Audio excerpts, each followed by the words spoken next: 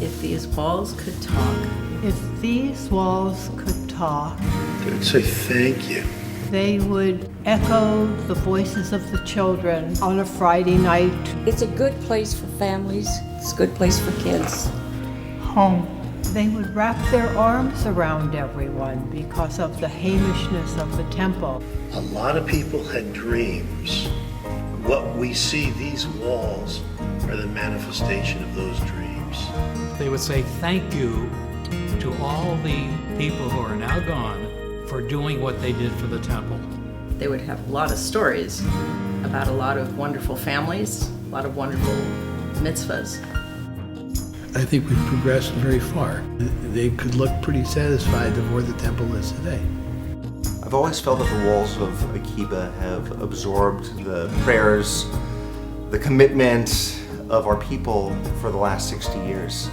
You come into Temple Akiba and you just feel this sense of history, this sense of incredible dedication.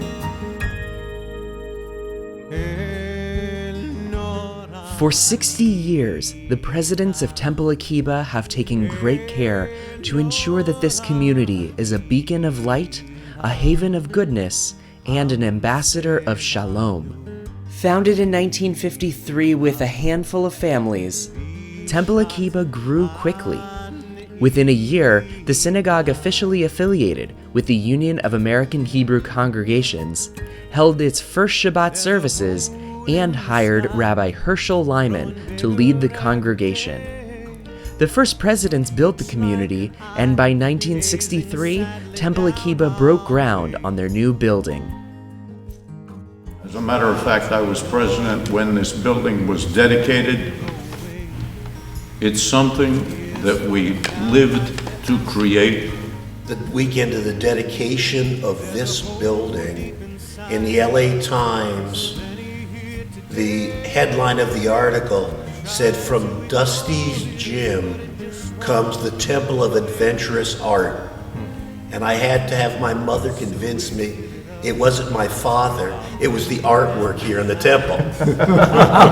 And lo and behold, I come into the congregation, and who is making some announcements, and then at the Oneg, it's Dr. Morris Marvin, and he recognized me, and I was just very impressed by that. I think Sam Weiss was probably the president when I came. Very good with his hands. He made the ark that we use for the high holidays at the Veterans Auditorium. He built that.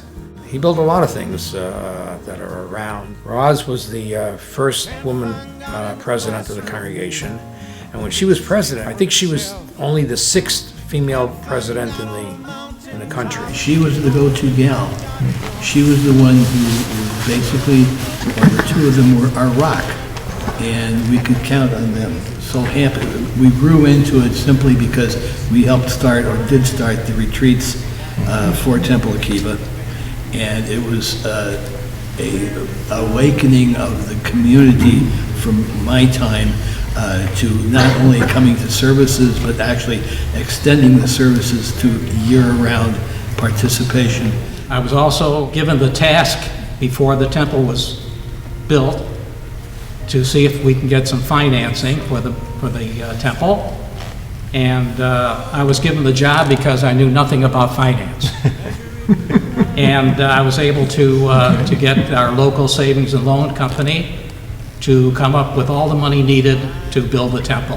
Maxine served the temple not only as its president, but as its organist and choir director, and she served this congregation not only as the leader, as president, but also as a spiritual leader. President, and she knew she was president, and she knew I was going to be the next president.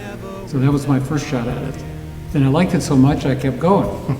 During my tenure was the merger with Temple Jeremiah, so that by beginning of July, it was accomplished and the merger was done, and the members of Temple Jeremiah became members of Temple Akiba. We reached out to a congregation who needed us, and in turn became one very quickly, I felt. And That made it very important. It was lovely.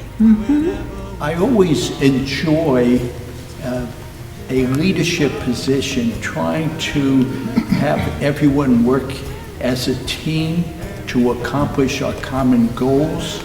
And we got a lot accomplished during that year. I followed my father as the second generation president.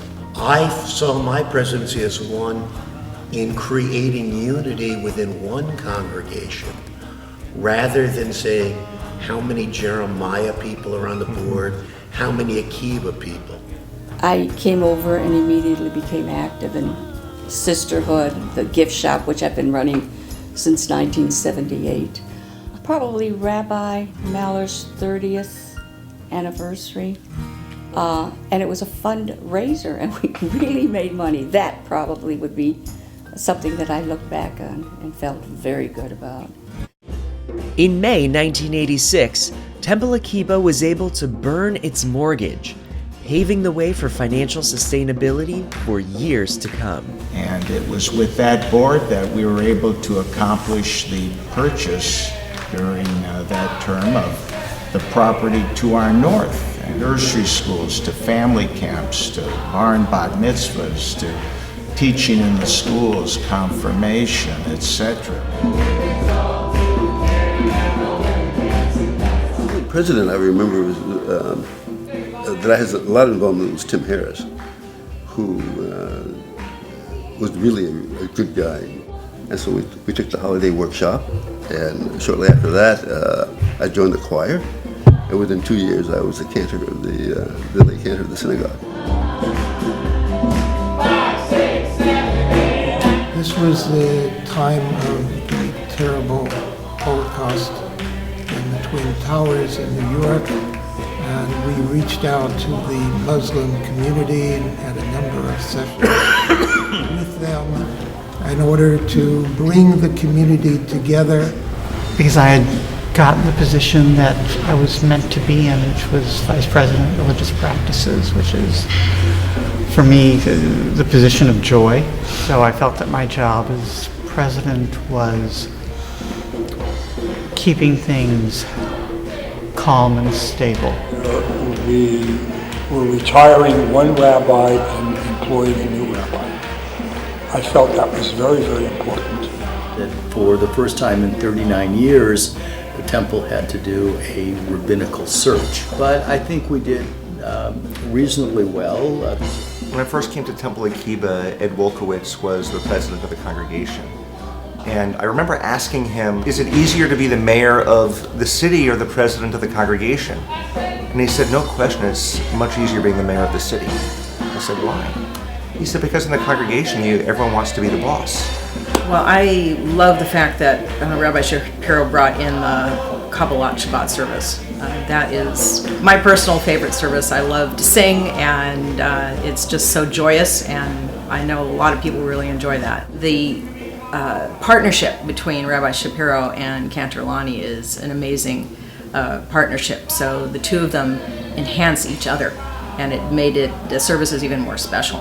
Mostly it's been Carol Diamond. She has really made my transition from being an intern and slowly increasing my hours over time, and then was really an advocate for me to come on full-time as the first professional cantor here. Well, one of the high holidays that I had people come up and support Women of the Wall by bringing the Torah up on the stage and having women come up and hold it.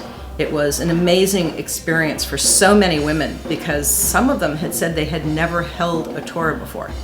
And it was so heartwarming to see them, come up and just hug the Torah to their bodies.